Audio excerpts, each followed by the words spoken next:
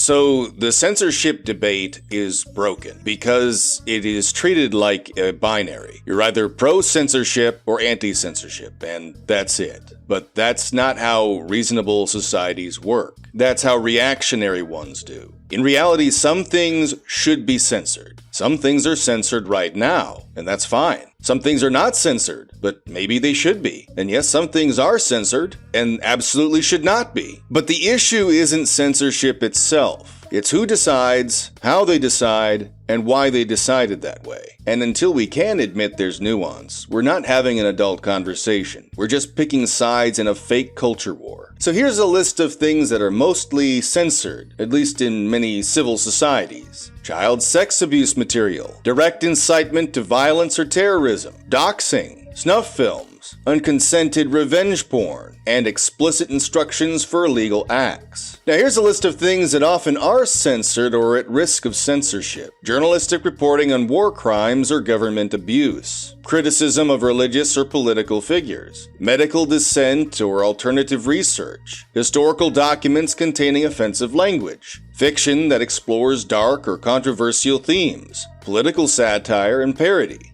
Now here's a list of things that are censored right now, sometimes justifiably, sometimes not. Dissenting opinions about COVID-19, content flagged by vague hate speech policies, discussions of gender ideology in schools or policy, Holocaust denial, memes that mock political elites. And here's a list of things that are not currently censored, but maybe they should be. Highly addictive gambling apps marketed towards kids. Deepfake porn using real people's faces. Algorithmic radicalization on platforms like YouTube. Exploitation content on OnlyFans involving grooming or coercion. Hyper-real violence in entertainment for minors. And TikToks teaching kids how to steal cars or abuse teachers. Now, I'm not here to make any argument for or against any of these specific examples. I've made up my mind about most of them. You probably have too. And I can almost guarantee this. You don't feel absolutely one way or another about all of them. Not even most of them. Because you're a human being. You are not an ideological switch. And this is why the whole censorship debate in its current form is garbage. It pretends like there's only two teams. Team censor everything and team let it all burn. But real people, reasonable people, live in the uncomfortable gray space. And that is exactly where this conversation needs to happen. So let me be clear here. Anti-censorship people, I'm not on your team. I pick and choose, and I am honest about that. Unlike the lolbert idealists out there peddling a fake binary of free speech absolutism versus authoritarian thought police, I admit what any normal human being admits, that free speech isn't hot nor cold. It is not an on or off. It is not a moral math equation you solve once and then just run the answer through every situation. You weigh, you judge, and you discriminate. Yes, in the literal sense of that word. Because life is complicated,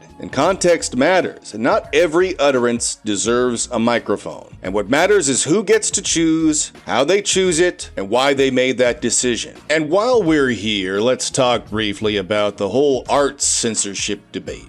It's wild how so many lolberts end up recycling the same exact framework as the Frankfurt School, the same one all the Marxists have used for decades. And you have probably heard this one before. People can think for themselves. Just because it's in the media doesn't mean it corrupts anyone. You need media literacy, not censorship. Sound familiar, right? But we know this isn't a free speech argument. It's just Adorno and Horkheimer, but reutilized by people who are ostensibly supposed to be neutral. But instead what they are actually doing is parroting the same Marxist media literacy lines that say the problem isn't content, it's how people interpret it. So we just need to re-educate the masses better and trust the process, right? Okay, but that's not how culture works. And that's not how propaganda works. And it sure as hell isn't how power works. Because we know that content does shape behavior. Many forms of art are made to degrade people. And stories can be weaponized. A great example of that is Upton Sinclair's novel, The Jungle, which played a pivotal role in the creation of the FDA. But I'm sure you have heard the lines like, just let people choose for themselves, or let people vote with their wallets. That all assumes people live in a vacuum, a world untouched by algorithm, by agenda or incentive. And let's not forget many of these same lolberts who go on and on about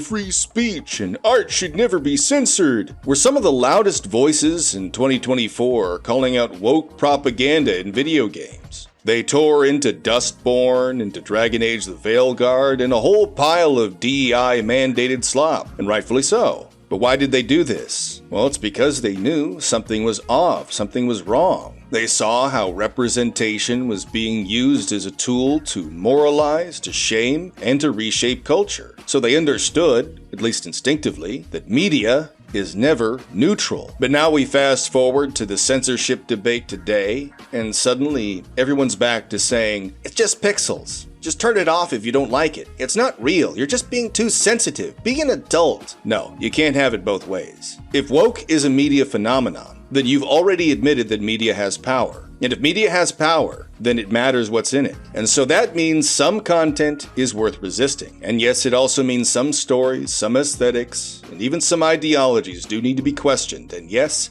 even rejected. So no, you don't get to fight this culture war for half the battle and then pretend culture isn't real when it's your side pushing the content.